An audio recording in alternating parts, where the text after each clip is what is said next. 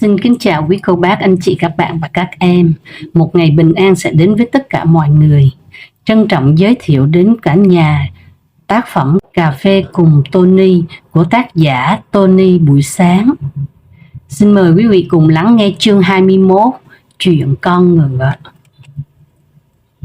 Gần đây có người cho rằng trên thông báo tuyển dụng của ngân hàng X, điều kiện là nam từ 1m65, nữ từ 1m55 trở lên là một cách phân biệt đối xử nghiêm trọng, cần phải lên án, cần phải có bình đẳng về giới, tuổi, chủng tộc, tôn giáo, màu da trong tuyển dụng, và cho rằng ở các nước tiên tiến không có chuyện này. Không rõ những nước tiên tiến mà bài viết đề cập là nước nào, nhưng mình thấy ở Nhật và Mỹ, văn hóa doanh nghiệp ở hai quốc gia đã từng làm việc, vẫn có sự ưu tiên trong tuyển dụng. Ở Mỹ, trừ người được sinh ra tại đó, một người nhập cư cùng trình độ và làm công việc giống nhau, nhưng mức lương sẽ thấp hơn người bản xứ. Các ông chủ trong lòng cũng có sự ưu tiên dân nhập cư trong tuyển dụng vì cần cù, chăm chỉ hơn và quan trọng là rẻ hơn. Điều này khiến tụi bản xứ thường không mấy thiện cảm với dân nhập cư. Như thậm chí ở Nga hay ở Anh, họ còn kỳ thị và lâu lâu còn đánh đập vô cớ chỉ vì tức. Tuyển chọn nhân viên tiêu chuẩn như thế nào hoàn toàn là quyền của doanh nghiệp. Ở Sài Gòn, làm chứng từ giấy tờ, các doanh nghiệp không nói ra vẫn có sự ưu tiên tuyển nữ tốt nghiệp nhân văn, hành chính, ngoại ngữ. Trong khi nếu telesales, tức bán hàng qua điện thoại, thì giọng miền Tây Nam Bộ vẫn ăn khách nhất do ngọt như mía lùi. Hay sales ngành máy móc chẳng hạn thì phải là nam giới để đi nhậu với khách hàng tăng 1, tăng 2, rồi những thùng hàng mẫu nặng trình trịch. Nếu sales nữ thì phải thêm một anh nữa để bưng bê. Hay như nhân viên thủ quỹ, các ông chủ người Hoa chợ lớn chỉ tuyển người có gia đình Phật tử, vì họ cho rằng những người này biết quy luật nhân quả mà không dám làm bậy, không tham. Ở Thái Lan, người ta ưu tiên tuyển những người dù là Phật hay Thiên Chúa hay Hồi giáo, Ấn Độ giáo, gì cũng được, miễn là phải có. Vì họ cho rằng những người theo tôn giáo là có đức tin, biết sợ Thượng Đế, không dám làm bậy, vì có những cái chỉ mình họ làm họ biết, chứ giám sát làm sao hết được. Phật giáo thì sợ nhân quả, Thiên Chúa giáo thì phải đi rửa tội, công ty làm ngành giải trí thì họ ưu tiên ngoại hình, chứ xấu quắc sao thu hút được đám đông. Có công ty chỉ tuyển nữ vì nhiều nam quá rồi, dương thịnh âm suy, vô làm hương hoa cho đẹp đội hình. Họ có quyền từ chối không tuyển dụng người mà không đạt yêu cầu, mà không cần phải có lý do chính đáng nào cả. Đơn giản một cái thank you letter là xong. Trong thâm tâm họ đã có một sự phân biệt như vậy rồi, cho nên việc ghi rõ điều kiện tuyển dụng sẽ tiết kiệm thời gian và công sức của xã hội. Ví dụ mình cao có 1m6 thôi mà vẫn chạy đến nộp hồ sơ vô. Bên ngân hàng X vẫn nhận hồ sơ nhưng im lặng, hay mời lên, thấy lùn quá thì nói bâng quơ vài câu rồi cảm ơn cho về. Có phải mét công ham? Một bên tốn thời gian gặp mặt, một bên thì vừa tốn tiền làm cái hồ sơ xin việc, vừa hy vọng rồi thất vọng. Đau khổ, hẻm biết tại sao mình rớt. Gần đây các xí nghiệp ở Bình Dương ghi rõ không tuyển dụng lao động tỉnh Y, tỉnh Z. Người dân có hộ khẩu tỉnh Y, tỉnh Z này cũng thấy bị tổn thương, tự ái và tất nhiên sẽ phản đối gay gắt. Nhưng thật ra không phải không có lý do. Đặc trưng của lao động phổ thông tỉnh này là tính địa phương rất cao. Vô Nam thấy làm được là rủ cả làng vào làm.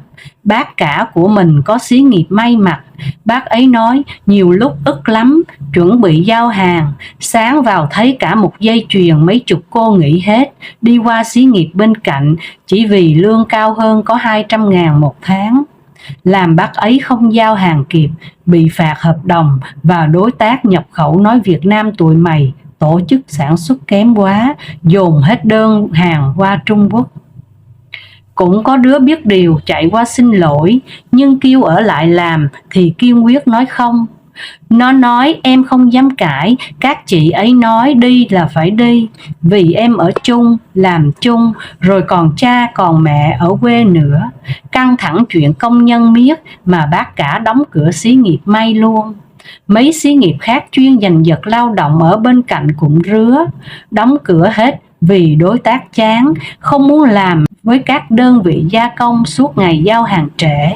Đấy, nên thôi, nhiều doanh nghiệp nói không với hộ khẩu tỉnh X tỉnh Y cho lành, treo luôn trước cửa công ty, thấy cũng quá đáng thiệt, nhưng cũng nên nghĩ lại cho họ.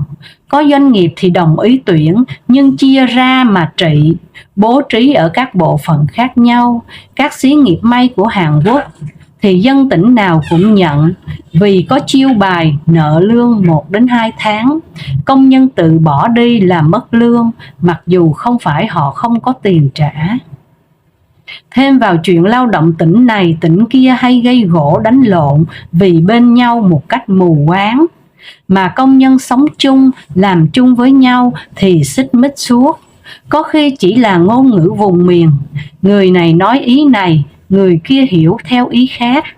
Kiểu như chuyện ở xí nghiệp may nọ, xung quanh tre nó mọc nhiều, nên anh sếp mới phân công cô nấu cơm người Huế đi hái măng về cải thiện chất lượng bữa ăn. Cô bị lông tre nó bay vào gây ngứa mông. Ở vùng quê miền Trung thì người ta quen gọi là ngứa đít, rất khó chịu nên hái măng không được nhiều. Khi về, sếp yêu cầu giải thích vì sao hái ít vậy.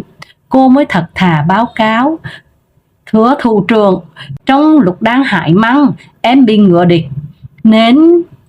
Anh thủ trưởng người Bắc mới nghe đến đây đã cắt ngang: ôi giời ơi, thấy ngựa thì cô phải lập tức chạy đi chứ đứng đó làm gì cho nó tảnh. Mà cái con ngựa nào mà to lớn thế, cô không chết là may rồi, cô đúng là con gái chẳng ra gì. Cô gái giận dữ: rắn mà anh nói là rựa, con ngựa chí mố, em bị ngựa. Cãi qua cãi lại rồi gây lộn ầm ĩ.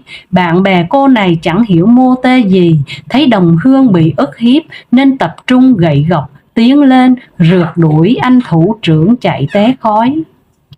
Anh sợ quá chui vào bụi tre nấp, một lúc sau bước ra thì cũng gãi sột soạt. Cô nấu cơm nhìn thấy và cười hả hả: thủ trưởng cũng bị ngựa, rắn mà nói em ha. Ngày 31 tháng 10 năm 2013, chuyện bóng đèn và con ruồi. Lúc mới ra trường, Tony có đi làm ở nhà máy giày dép một thời gian để quen với việc sản xuất trước khi làm thương mại. Có lần nhà máy bị mất vật tư, thế là những người liên quan sẽ phải giải trình, gồm có bảo vệ, thủ kho, cán bộ vật tư, bốc vác.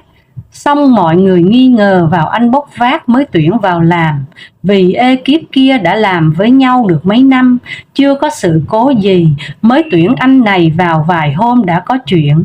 Chú Trương giám đốc giao Tony xử lý việc này rồi báo cáo lại cho chú.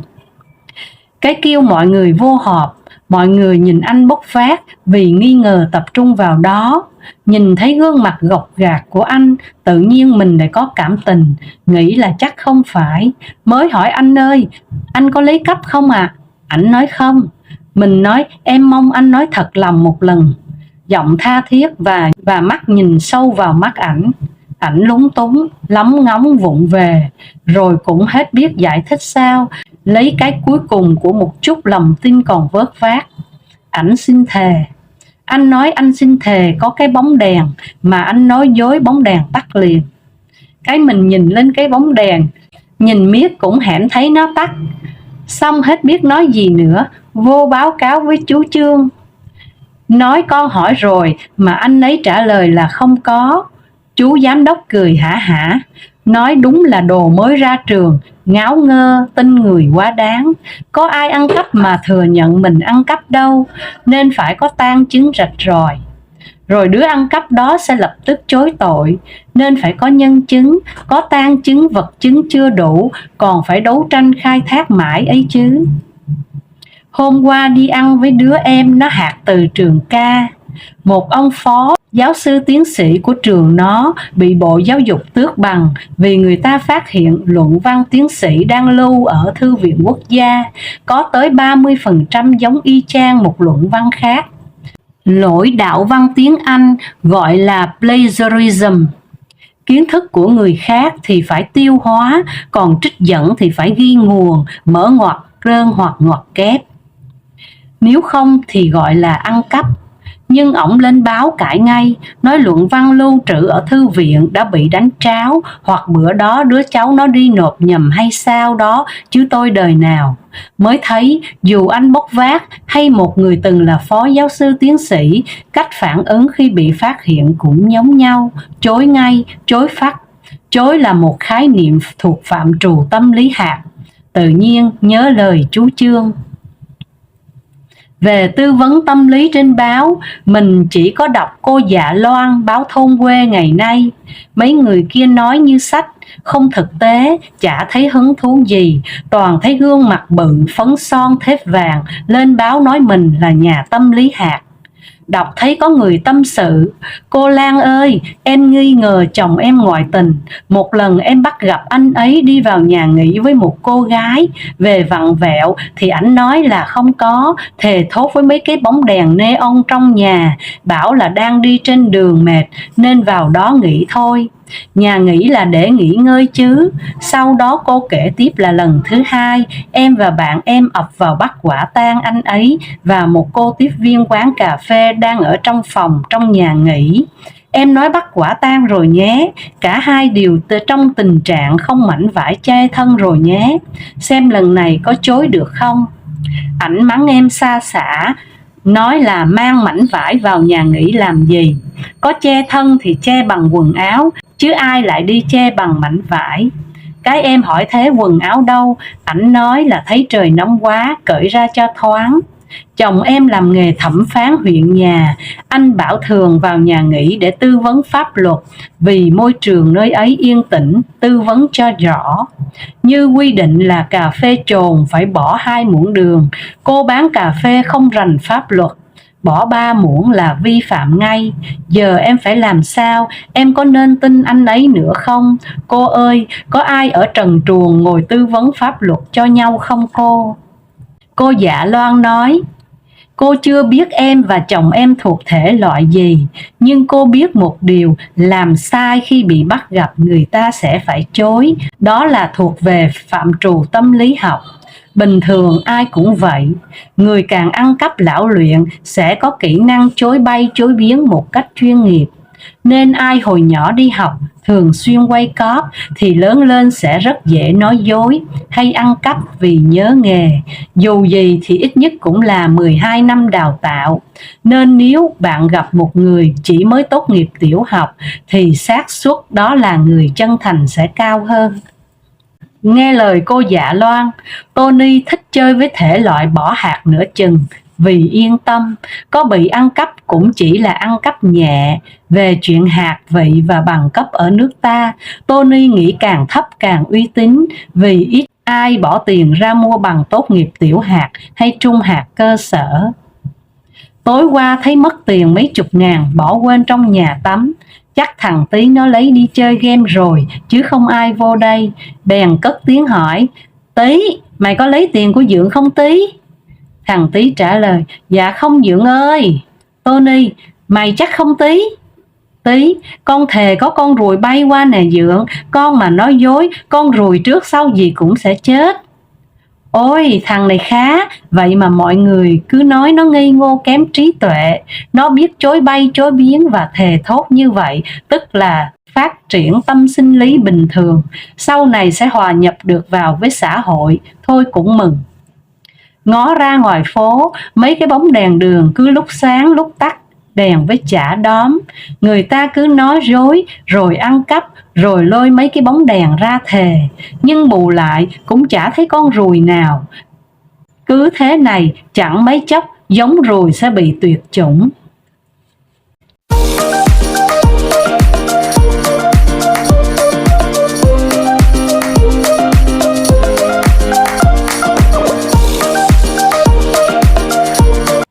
22. Tối qua nằm mơ thấy đi tốt nghiệp cấp 3, chỉ thi môn giáo dục công dân nhưng không ai làm được. Mới ngồi uống cà phê suy nghĩ, nền giáo dục toàn dạy chữ thì đạo đức xã hội xuống cấp là đúng rồi. Nên soạn lại môn giáo dục công dân đưa vào thi tốt nghiệp lớp 9 hay lớp 12. Bớt mấy kiến thức kia xuống, học quá trời giờ cũng chẳng nhớ, chẳng ứng dụng gì. Mà xã hội lại càng nhiều vụ cắt đầu làm mắm do học tập theo Miss Broken Rice. Ngày 6 tháng 11 năm 2013. Chửi. Xã hội mình làm ăn ngày càng khó, nhiều vấn đề bất cập như trong giao thông, y tế, giáo dục, khiến mọi người căng thẳng và sẵn sàng nói những lời thô lỗ cho nhau. Như trong bức hình hôm qua tổng đăng, đúng là các bạn comment giống ở xã hội, mọi người có nói với nhau như thế, nhưng mình cố gắng khác biệt nhé, cố gắng mở miệng ra là nói những từ đẹp đẽ, thơm tho, hay ho cho nhau. Vì chửi chính là một sự bất lực của trí tuệ. Tổng chưa thấy hai người phương Tây hay hai người Nhật đứng chống nạnh chửi nhau bao giờ. Ngay cả ở Thái, ở Indo cũng không thấy. Họ chỉ tranh luận đúng sai rồi thôi. Còn chửi tay đôi, chửi đỏng, chửi móc méo, nói ngôn từ xấu xí, mày là con vật này, cha mẹ mày là ABC thì chỉ thấy hết sức phổ biến ở Trung Quốc và đặc biệt là Việt Nam. Tiếng Anh chữ chửi rất ít ai dùng, scold, trong khi tiếng Trung thì rất nhiều câu có chữ này, ma. Tổng so sánh trong hai cuốn 3.000 câu tiếng Anh thông dụng thì không thấy câu nào nói chữ chửi, trong khi cuốn 1.600 câu tiếng Hoa phổ thông thì lại tràn ngập. Chúng ta hãy cố gắng thoát khỏi văn hóa xấu xí này nhé. Mẹ ơi cô dạy, cãi nhau là không ngoan, cái miệng nó xinh thế, chỉ nói điều hay thôi. Ngày 6 tháng 11 năm 2013. Chuyện nàng An Thị. Tony đi công tác miền Tây Nam Bộ, thấy ăn nói cũng có chút kiến thức nên bà con hay hỏi thăm.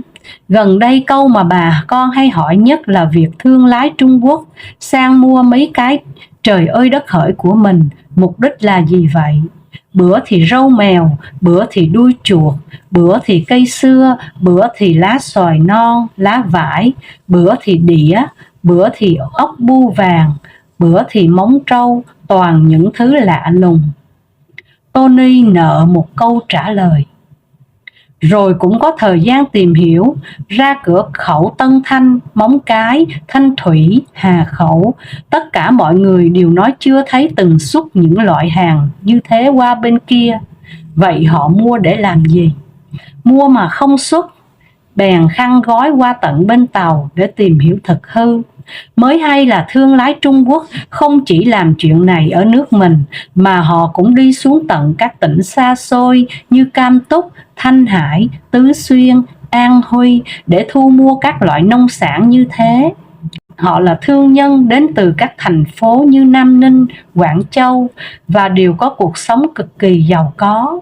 Tony qua bển với khả năng tiếng Tàu hết sức liễu ly và tửu lượng cũng khá, bèn khai thác thông tin. Gặp hai thương nhân ở Quảng Tây tên A Cầu và A Bình, chỉ vài chai mao đài và vài bài thơ Lý Bạch, họ sơ hở để cho Tony hiểu được nội dung câu chuyện. Phi vụ của họ thường gồm một nhóm, gồm hai thương nhân ít nhất trở lên. Mục tiêu là các vùng nông thôn hẻo lánh. Nông sản họ mua phải càng lạ càng tốt. Người ta không biết giá thực tế là bao nhiêu để có thể so sánh. Đợt này sang Bình Phước của Việt Nam, cây điều tức là cây đào lộn hột trồng khá nhiều ở đây. Lá điều non làm mặt hàng họ quyết định thu mua vì là hàng độc, không có tiền lệ mua bán, dễ tạo nên sự tò mò một cách huyền thoại. Đến thị trấn An Lộc và việc đầu tiên là tìm thương lái địa phương. A Cầu ghé nhà chị Bảy, nói chị Bảy ơi, tôi muốn mua lá điều non, hạt điều thô, ví dụ giá chỉ có 500.000 đồng một tấn. A Cầu mua lá non, giá ngang bằng luôn. Đưa tiền trước, nói chị hái cho tôi vài tấn, phơi khô nha. Chị Bảy nửa tin nửa ngờ, nhưng thấy tiền thật lại trả trước, nên kêu người ra hái lá đem phơi giao cho khách.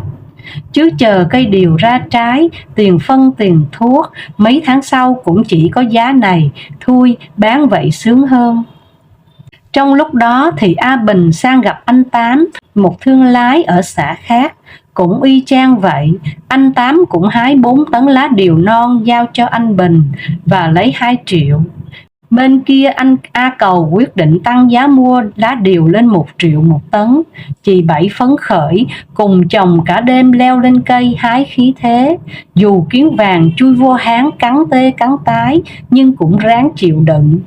Anh chồng mệt là bị chị Bảy chửi, nói đồ làm biếng, cơ hội kiếm tiền đổi đời là đây. Vì A Cầu nói phải giao sáng ngày mai sớm, phải xuất đi gấp, chị Bảy cả đêm đu trên cây hái trối chết. Tới sáng mai cũng chỉ có được 2 tấn, nên chỉ được có 2 triệu. A Cầu nói chị phơi khô giùm, cầm tiền trước nè chị, mấy bữa sau mới qua lấy đem đi. Dân chúng đồn ầm ầm, chắc là thuốc tiên, bên đó xứ lạnh trồng không được. Phong trào hái lá điều diễn ra nô nức.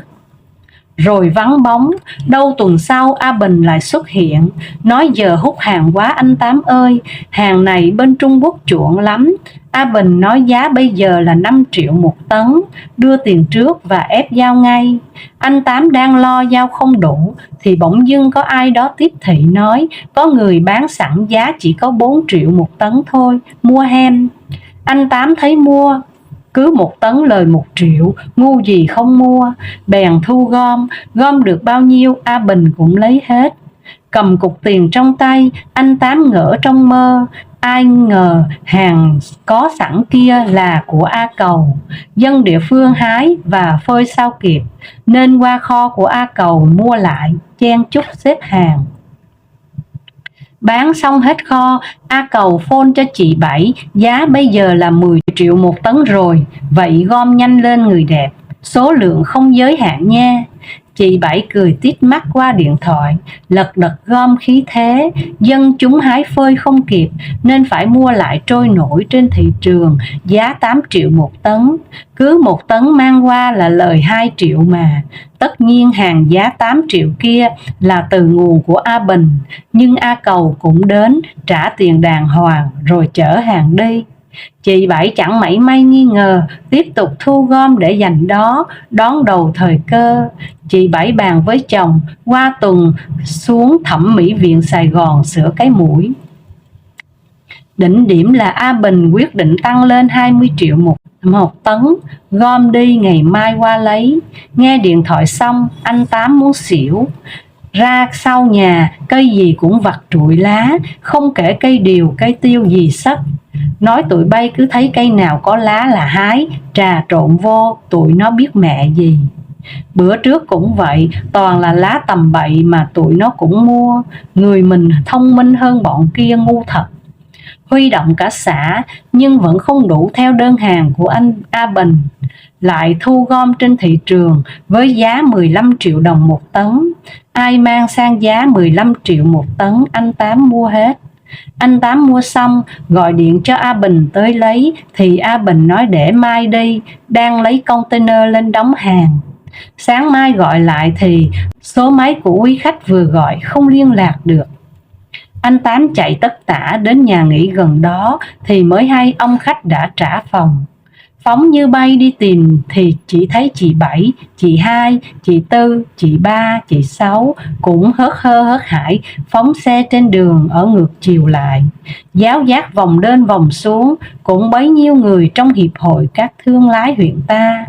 Con đường đất đỏ bụi mịt mù, những cái mũ bảo hiểm lấm lem, những cái nón lá phất phới, những gương mặt đen nhẽm và những giọt nước mắt nóng hổi, những kho lá điều chất cao như núi vì ai cũng tranh thủ ôm hàng, những vườn điều xác xơ vắng lặng mênh mông. Hóa ra họ thu mua các nông sản tào lao ấy chỉ là một cách để làm giá, mua bán lòng vòng, đẩy giá lên, người ôm cuối cùng là các tiểu thương tội nghiệp. Mấy ngàn năm trước miệng lưỡi và mưu mô của Triệu Trọng Thủy, nàng An Thị Mỹ Châu vừa đi vừa rắc lông ngỗng trên đường. Mấy ngàn năm sau, những nàng An Thị thế hệ mới đã khá hơn, đã tự mình chạy xe máy chứ không cần phải ngồi sau An Dương Vương, nhưng ngây thơ thì vẫn cứ ngây thơ như thuở nào. Ở bên kia biên giới, tại một khách sạn hoa lệ của thành phố Bằng Tường, Triệu Trọng Cầu và Triệu Trọng Bình vui vẻ đãi tiệc. Phi vụ thành công, gái đẹp bận sườn xám vây quanh hỏi: "Sân si trai đua nạn hảo ma?"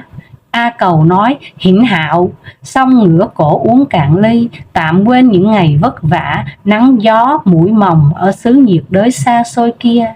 Cả hai ngồi bàn việc đi Thụy Sĩ nghỉ ngơi một thời gian trước khi sang Cần Thơ mua đĩa. Đón đọc tập tiếp theo truyện Con Đĩa. Ngày 11 tháng 11 năm 2013, Unknown. Ý tưởng trình bày cho hội thảo truốt thuốc trừ sâu sinh học của hãng Phượng Tím như vậy. Anh A ở Di Linh trồng cà phê, trồng riêng một miếng cho nhà dùng, không phân không thuốc. Anh B ở Bảo Lộc trồng trà, cũng trồng riêng một khoanh đất cho nhà dùng, còn lại là sản xuất thương phẩm, xịt thuốc thoải mái. Anh C ở Lạc Dương trồng rau, cũng chừa một góc cho nhà mình ăn. Nhưng cả ba anh đều gặp nhau ở bệnh viện ung bướu. Hóa ra anh A uống cà phê sạch nhưng uống trà và ăn rau bẩn. Anh B thì uống trà sạch nhưng sáng nào cũng chơi ly cà phê bẩn và ăn rau bẩn. Anh C thì ăn rau sạch nhưng cứ uống cà phê hay trà mua ở chợ về là dính đòn. Giải pháp duy nhất là dùng thuốc sinh học, không độc cho con người và môi trường, xịt thoải mái cho mình và cả cho người. Tẩn đang ngồi viết bài để đi bẻo dèn hội thảo đầu bờ với đông nông dân Đà Lạt online tí. Hy vọng bà con cười ngất ngây con gà Tây. Một lần nữa, Tổng lại chinh phục bà con với sự thanh tao của ngoại hình và nét lung linh của trí tuệ. Ngày 16 tháng 11 năm 2013, Unknown. Hồi xưa mình giả bộ nói mình học cấp 3 trường chuyên Lê Quý Đôn, Khánh Hòa. Vì cũng có vài bạn học ở bên đó nên mình cũng biết sơ sơ. Cũng chủ yếu là họ nghĩ mình học giỏi mà yêu quý mình hơn. Hôm qua, anh bạn kêu mình qua nhà anh nhậu. Cái gặp ông thầy ông dạy ở trường này từ năm 1990 đến năm 2000. Ông hỏi câu này câu kia làm mình ngượng quá, không biết trả lời sao. Mình lật đật nói em vô học trước khi thầy vô dạy. Cái ổng nói ố sao xưa giờ chưa thấy ai với mấy tuổi mà đã học lớp 10. Mấy chục người trong buổi tiệc nhìn mình, cái mình cứng họng. Từ hai hốc mắt sâu hoắm, hai giọt lệ nóng hổi trực trào ra. Mình sợ nói nữa nên xin về sớm. Ổng nói với theo, may mà có em, đời còn dễ thương. Ngày 20 tháng 11 năm 2013, Ngày Nhà giáo. Cảm ơn các bạn đã chúc mừng Ngày Nhà giáo Việt Nam với Tony, dù Tony chưa bao giờ đứng lớp. Nếu có một lời khuyên thì Tony khuyên các bạn hãy dành thời gian cho những thầy cô giáo cũ của mình, đặc biệt là những người đã về hưu, đang vò võ ngóng trông ai đó trong số học trò cũ của mình nhớ đến. Năm ngoái, cũng vào ngày này, Tony đi công tác ở huyện Tân Nông, Đồng Tháp. Gần chỗ khảo nghiệm phân bón của Tony làm, có một quán tạp hóa nho nhỏ. Chủ quán là một bà lão khá đẹp, nhìn trí thức, chắc cũng khoảng 70 tuổi. Hôm đó, Tony ghé mua đồ thì thấy bà đang đóng cửa. Vô hỏi thăm thì bà nói trước đây là bà một cô giáo tiểu học. Sau về nghỉ hưu thì mở quán bán buôn lặt vặt cho vui. Nhưng cứ đến ngày 20 tháng 11 thì bà nghỉ, lên trường cũ sinh hoạt chút rồi về nhà. ăn mặc đẹp, có bình hoa trang trí trong nhà, chờ học trò cũ đến thăm.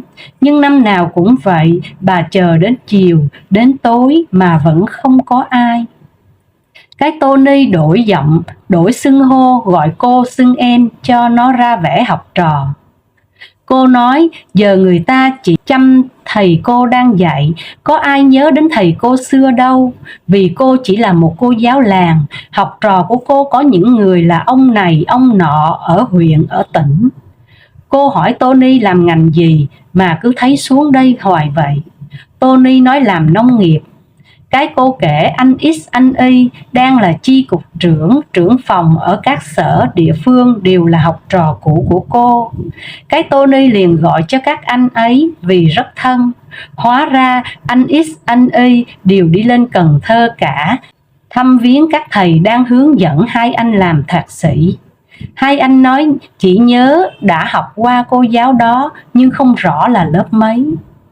Tối đến rất khuya, Tony xong việc ngoài đồng và ghé tặng cô một món quà nhỏ. Cô đã thay đồ bộ để chuẩn bị đi ngủ.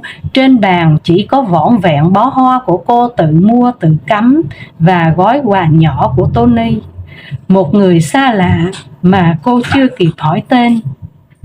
Kết thúc một ngày hiến chương nhà giáo ở một vùng quê nước Việt. Ngày 25 tháng 11 năm 2013, vừa đi cà phê với đứa em làm admin cho Bay TBS về. Tony cũng ít lên Bay nên nó quản lý giùm. Nó nói gần đây có một nhóm người, bài nào của anh cũng nhảy vào comment. Những câu đại loại nghe rất khó chịu, ví dụ như bài này nội dung không mới, cách viết không hay, Mr. A viết hay hơn, Linh Mr. A nè. Hay họ search thông tin trên Google và nói thông tin này thật ra là đã có người nói, chỉ là nói lại, chả hay ho gì, viết nhảm nhí, không đáng đọc. Mà Google thì search gì chả có. Chuyện Tony viết thì toàn những cái quen thuộc thôi, chứ có cái gì xa lạ đâu. Nó nói em delete hết những comment đấy hết, sợ anh đọc thấy sẽ bị mất hứng. Mình hỏi nó nickname gì thì hóa ra là hai anh bạn thời đại học. Tự nhiên nghe nó nói cũng thấy buồn. Ngồi trên lầu cao nhìn công viên Văn Thánh qua cửa sổ, gương mặt thanh tú thoáng chút ưu tư. Hẻm lẻ lại khóc, giống Hàn Quốc quá rồi, ụ ba. Ngày 28 tháng 11 năm 2013, bữa nay mới biết vaccine Quinvasem đang gây tranh cãi ở Việt Nam là do hãng Bethna Biotech Korea Corporation sản xuất và Bộ Y tế Hàn Quốc không cho phép dùng sản phẩm này cho người Hàn Quốc vì lý do an toàn. Cũng mừng cho 42.000 cô dâu Việt Nam ở Hàn Quốc. Cuối cùng thì họ cũng hé lộ nguyên nhân không lấy chồng ở Việt Nam. Lấy chồng Hàn Quốc, đẻ con ở Hàn Quốc, ít ra con cái của họ không phải bị tiêm vaccine Quinvasem. Ngày 30 tháng 11 năm 2013, Tâm thư. Một người bạn làm công ty PR, tức là Public Relation, có thể tạm dịch là quảng bá truyền thông, vừa đi cà phê với Tony về. Bạn ấy kể chuyện là có một nam ca sĩ nọ hát cũng tạm tạm, ngoại quan cũng khá khá, nhưng hát miết mà cũng chẳng nổi được. Tham gia cuộc thi nào cũng vô được đâu vài vòng thì dừng bước, nên buồn tình mới qua công ty PR này để được lăng xê. Công ty này cộng tác với mấy tờ báo lá xà lách và lá cải bẹ son trên mạng, nhưng có lượng view khá đông vì đánh trúng tâm lý tò mò của độc giả Việt, đã lăng xê thành công cả chục diễn viên, ca sĩ, hot girl, hot boy và cả hot lão. Họp mấy ngày mấy đêm, bên công ty PR quyết định tung ra một cái clip nóng, một clip giường chiếu để câu khách. Cách này là nổi nhanh nhất. Clip phải có đạo diễn hẳn hoi, lựa đạo diễn chuyên nghiệp, tình cảm, góc quay đẹp, diễn viên đẹp. Xong rồi thì lên mạng tung tin, giả bộ nói clip bị rò rỉ. Khổ là tìm nhân vật nữ, không ai chịu đóng. Nên chị trưởng phòng công ty PR, người đề xuất vụ này, phải thí mạng làm nhân vật nữ, nhưng bắt đạo diễn hứa là sẽ quay mờ mờ không nhận rõ mặt. Vật vã quay mới xong cái nói giờ tung ra sao, lại họp tiếp. Thôi đem máy tính bị hỏng đi sửa đi. Tụi nhân viên sửa máy tính trong các cửa hàng là trùm tò mò, thấy máy tính cá nhân đem sửa sẽ sục sạo tìm coi có gì bí mật trong đó rồi sẽ tung ra. Đó là cách rò rỉ tự nhiên nhất. Mời báo chí đến, chia hai phe, một phe viết bài ủng hộ, một phe viết bài đả kích, nhưng đều cùng một người viết, sẽ lôi theo một đám người comment và ném đá, càng làm to càng nổi. Bèn đập phá cái laptop cho hỏng rồi đem sửa xong đem về, chờ mãi không thấy nó tung ra gì cả, đợi cả 2 tuần cũng không thấy động tĩnh gì. Sao ấy nhỉ? Cái cử nhân viên giả bộ đi hỏi cậu nhân viên sửa máy tính: Ủa anh ơi, máy tính này lúc sửa anh có thấy cái clip nào trong đó không? Cho tụi em biết với, tụi em tò mò quá à. Cậu IT nói có thấy một cái clip quay cảnh 2 chị em gái giành nhau cái váy trong phòng ngủ. Chị gái khoảng 40 tuổi, còn cô em gái thì xinh hơn. Anh giám đốc công ty PR chửi: Mẹ cái thằng này diễn có mỗi cảnh close and range, tức là mây mưa mà cũng không xong. Lại họp, bèn phải PR kiểu khác, chợt coi xã hội có vụ gì không thì lên tiếng bằng tâm thư. Tâm thư là thư viết từ đáy lòng, từ trái tim về một vấn đề nào đó. Khi bị hiểu lầm, người ta sẽ viết tâm thư giải trình. Tâm thư chỉ có một, viết xong phải im lặng. Giờ chuyện gì cũng tâm thư. Ví dụ vụ bất hòa giữa Obama và Putin về vấn đề Syria, ca sĩ X sẽ vội vã có tâm thư. Một gửi Putin viết bằng tiếng Nga, một gửi Obama viết bằng tiếng Anh, nhưng lại đăng trên trang cải bẹ xanh.net bằng tiếng Việt. Nhưng có nhiều comment ý kiến quá nên phải viết tâm thư số 2, bọn độc giả lại cãi nữa, bèn tâm thư số 3. Cuối cùng thì cũng tới 10 bài tâm thư, giống như 10 bài không tên của nhạc sĩ họ Vũ. Chương 21 và 22 của tác phẩm Cà phê cùng Tony xin được phép dừng lại ở đây. Hẹn gặp lại quý vị vào lúc 5 giờ 30 sáng trên kênh Cô Khanh đọc truyện và lúc 20 giờ trên kênh Truyện Mới Mỗi Ngày. Xin chào.